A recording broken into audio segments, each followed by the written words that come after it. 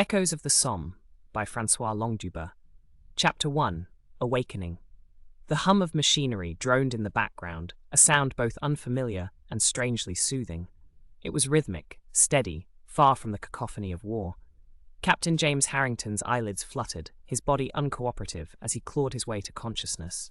The sharp brightness overhead stung his eyes, forcing him to squeeze them shut before attempting another, slower glance around. He was lying on something soft but firm, unlike the mud-caked trenches where he had last been. His limbs felt impossibly heavy, as though shackled by unseen restraints. His mouth was parched, his tongue rough against his teeth.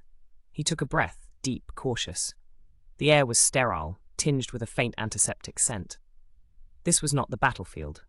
A distant beeping echoed the steady beat of his heart. James swallowed, forcing his throat to cooperate. Where am I? He thought. He braced himself, trying to summon memories from the haze. The Somme, gunfire, the cries of dying men. He had dived, yes, he remembered now, to shield a fellow soldier from the blast of an artillery shell. A bullet had torn through him, searing pain ripping across his side. The force of the explosion had knocked him into the mud, and then nothing. But he was here, alive, breathing. A voice, soft and uncertain, broke through his thoughts. You're awake. James turned his head toward the sound, his movements sluggish and unnatural.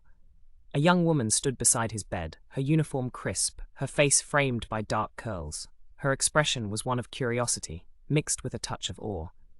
James wet his lips, struggling to form words. His voice cracked from disuse. Where? The nurse's brows knit together in sympathy. You're in a hospital, she said gently. You've been asleep for a long time. James frowned, the words slow to settle in his foggy mind. Asleep? The last thing he remembered was war, the stink of blood and gunpowder.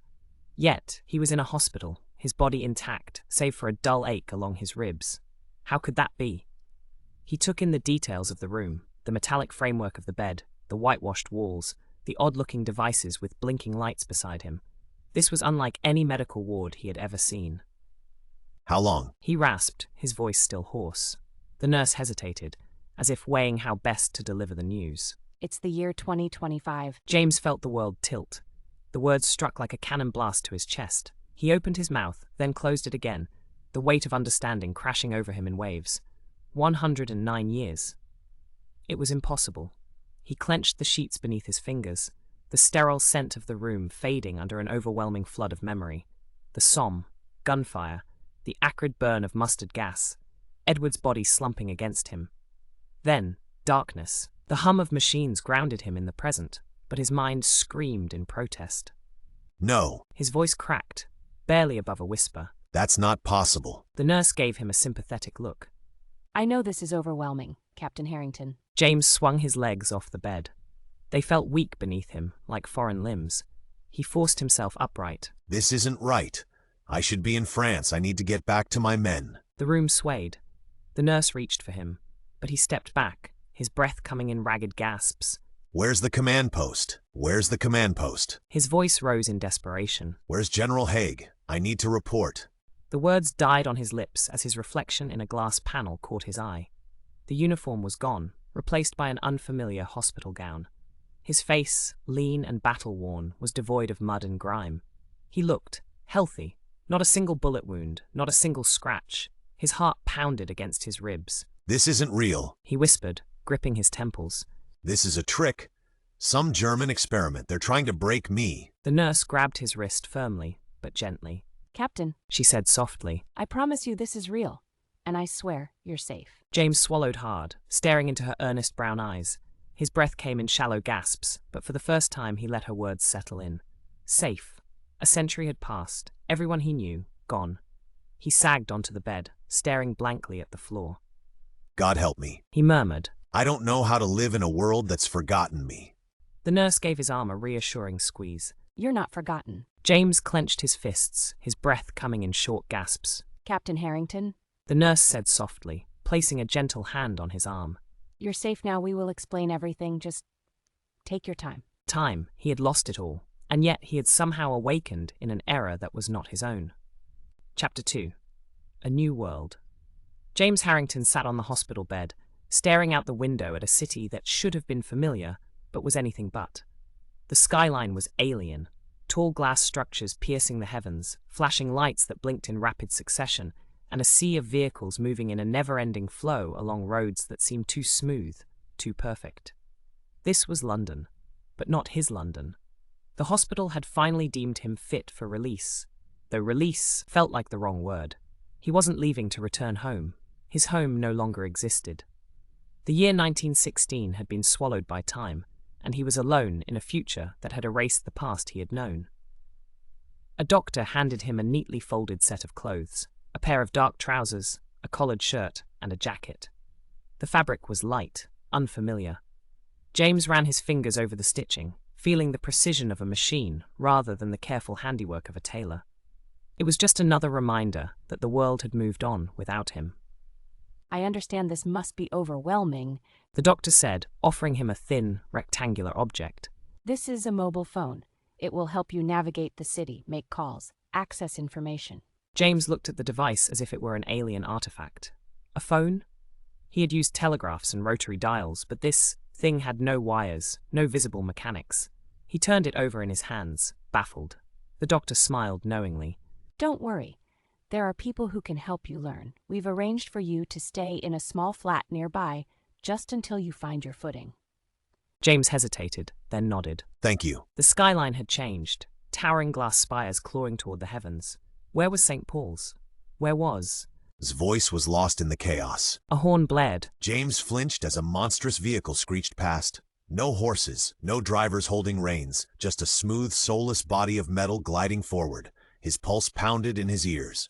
Breathe. Emma said gently. Just breathe.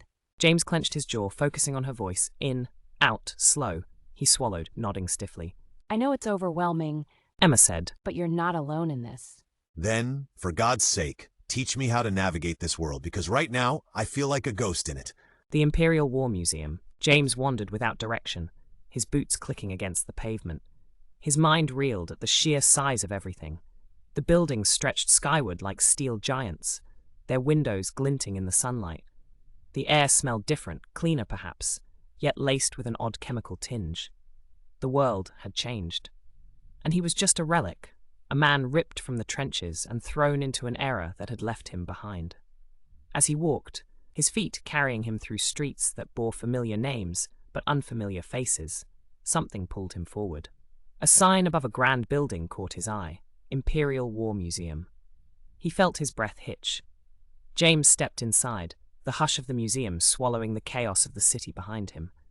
He wandered through the exhibits, his fingers trailing over glass cases displaying relics of wars long past. A trench coat, worn, tattered, hung in one display, its faded insignia, a painful reminder of his own. Photographs lined the walls, men in uniform frozen in time. James stopped in front of one image, his breath caught in his throat. It was the Somme, the mud, the barbed wire, the hollow eyes of soldiers who had seen too much. His fingers trembled as he touched the glass. A voice broke through his reverie. You're interested in the Great War? James turned to see a woman standing beside him. She was in her mid-30s, with sharp eyes and an air of curiosity. He nodded slowly. You could say that. She studied him for a moment, then extended a hand. Emma Grove, historian specializing in the World Wars. James hesitated, then shook her hand. Perhaps She said, a small smile playing on her lips. I can help you find what you're looking for. For the first time since awakening in this strange new world, James felt something shift. Hope.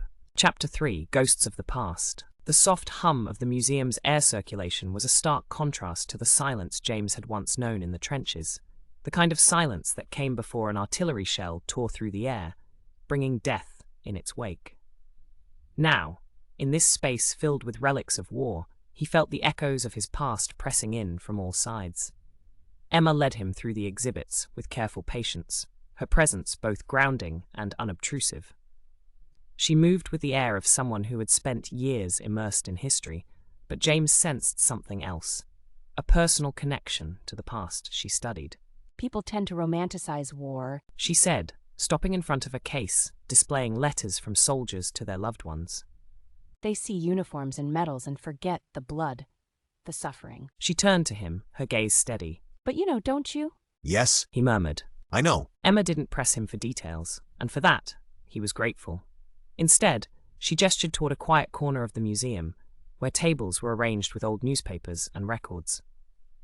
Come with me, She said, I think I can help. the past in black and white. They sat in a small reading area, where the hum of museum visitors faded into the background. Emma opened her laptop, another marvel James had yet to comprehend fully, and began typing with practiced ease.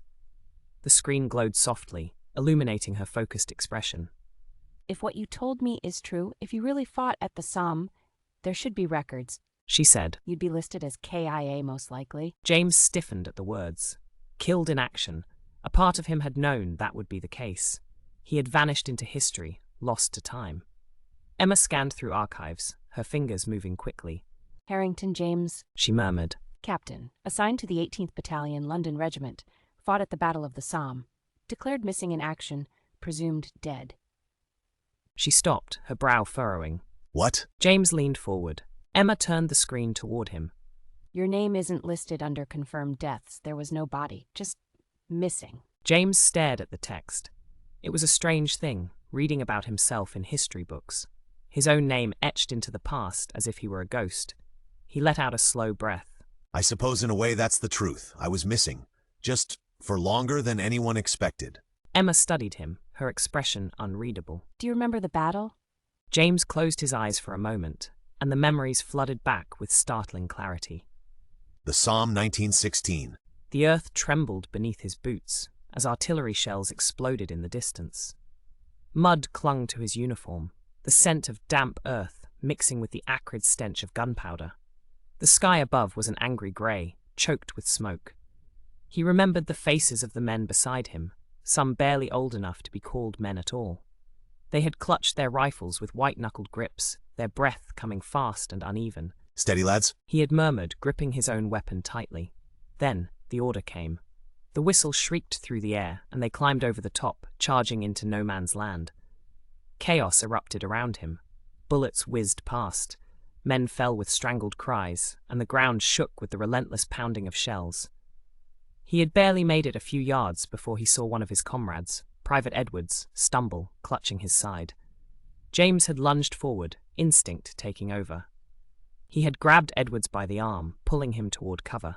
And then, pain, a searing, blinding pain in his ribs, followed by the sensation of falling. The mud swallowed him whole. The last thing he remembered was the distant sound of shouting, growing fainter and fainter until there was nothing.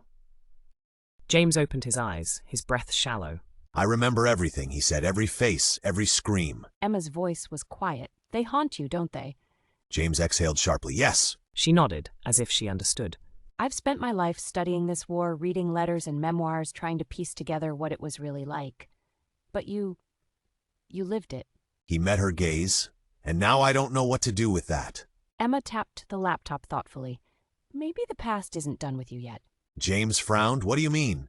She turned the screen back to herself, scrolling through documents. There's something else, a letter unsent. James sat up straighter. A letter? Emma nodded. It was found in the belongings of a soldier who never made it home, addressed to a family in England. She hesitated. The name on the letter, it's someone from your unit. James felt his pulse quicken. He had written letters for men who couldn't do it themselves, promised to deliver them if the worst happened. Who? He asked, his voice barely above a whisper. Emma's eyes flicked to him. Private Benjamin Clark. James felt the air leave his lungs. Clark, a young man, barely 20, with a smile too bright for the horrors of war. He had spoken often of his sweetheart back home, of the letter he had written but never had the chance to send. James had promised to deliver it for him, but he had never made it back. Emma placed a hand on his arm. We can still deliver it. James swallowed hard.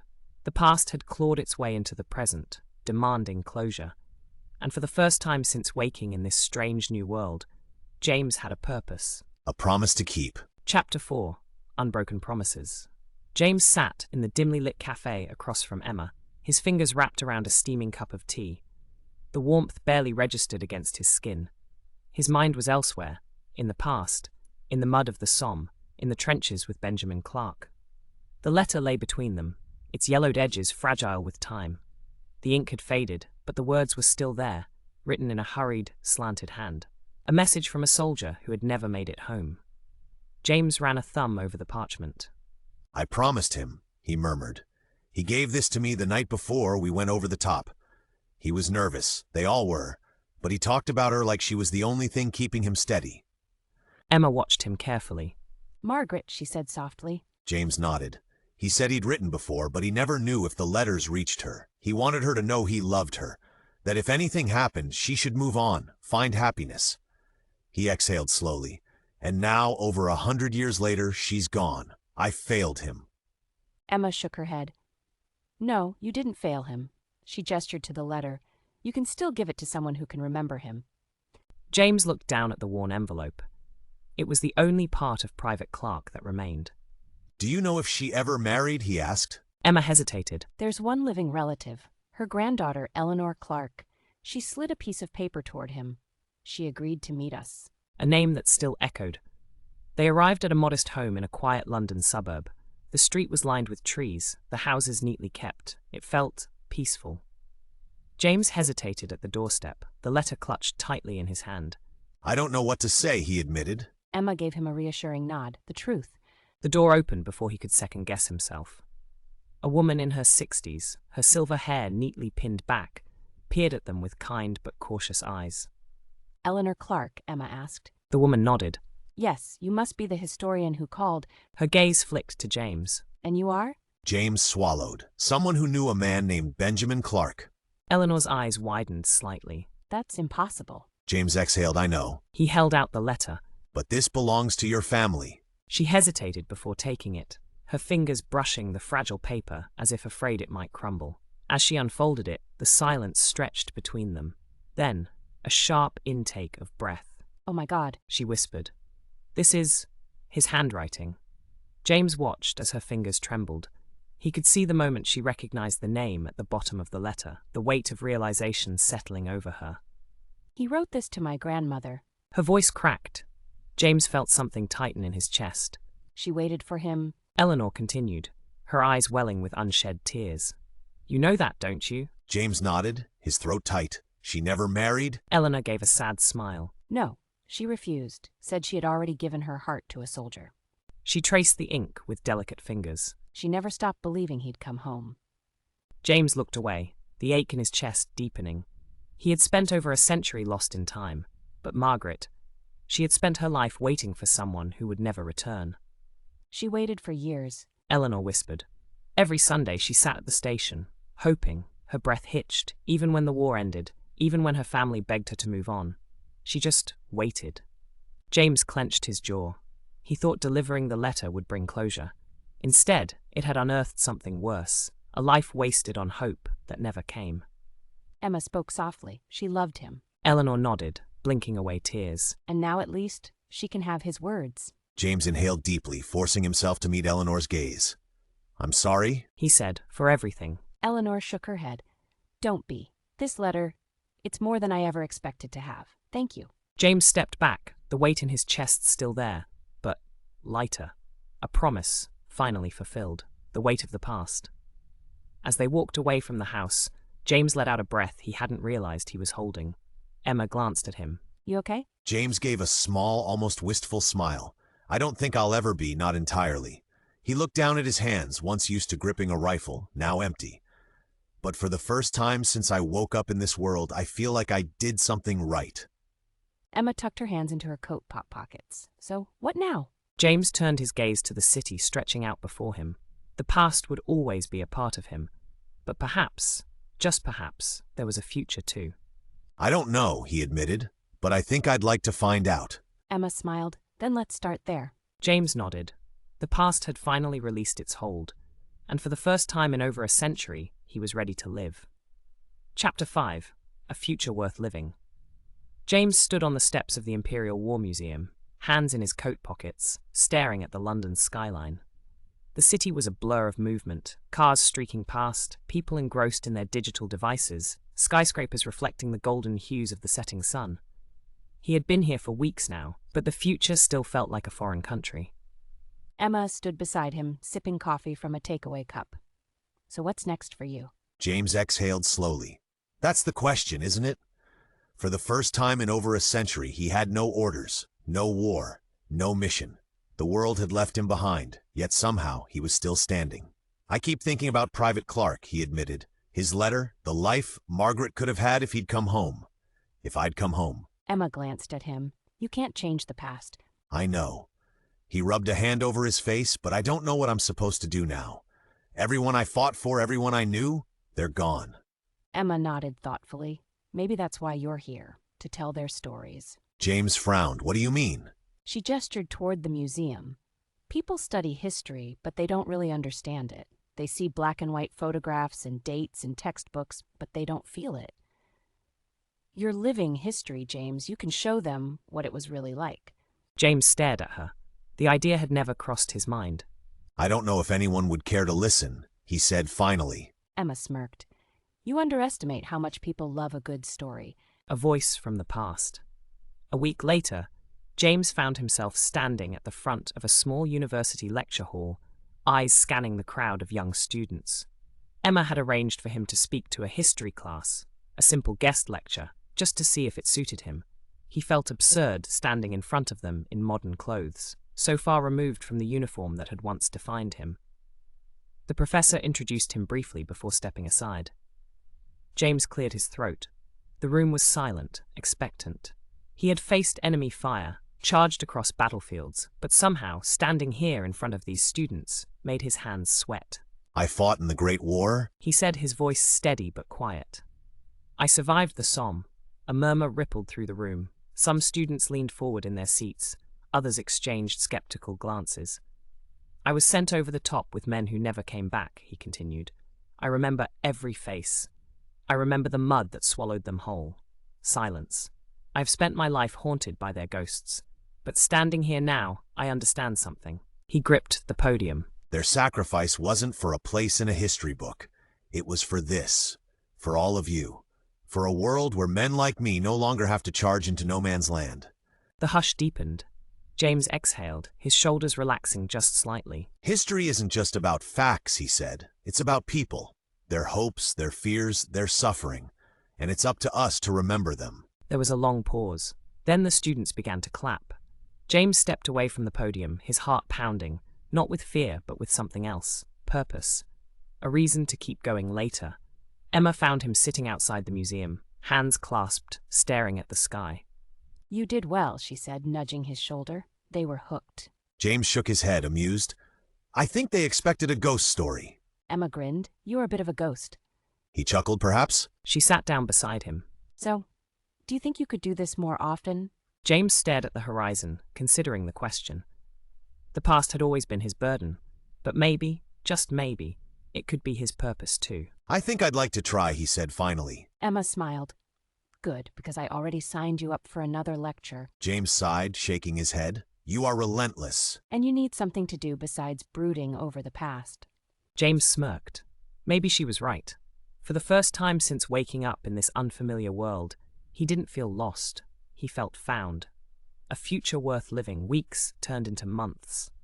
James found himself immersed in this new life, giving lectures, consulting with historians, even advising on historical documentaries.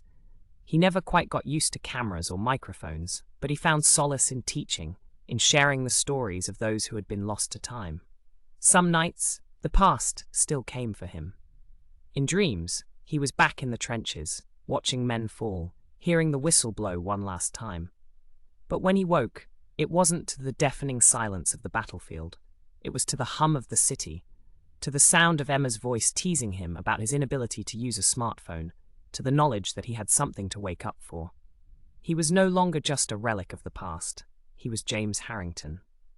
And for the first time in over a century, he was alive. The end.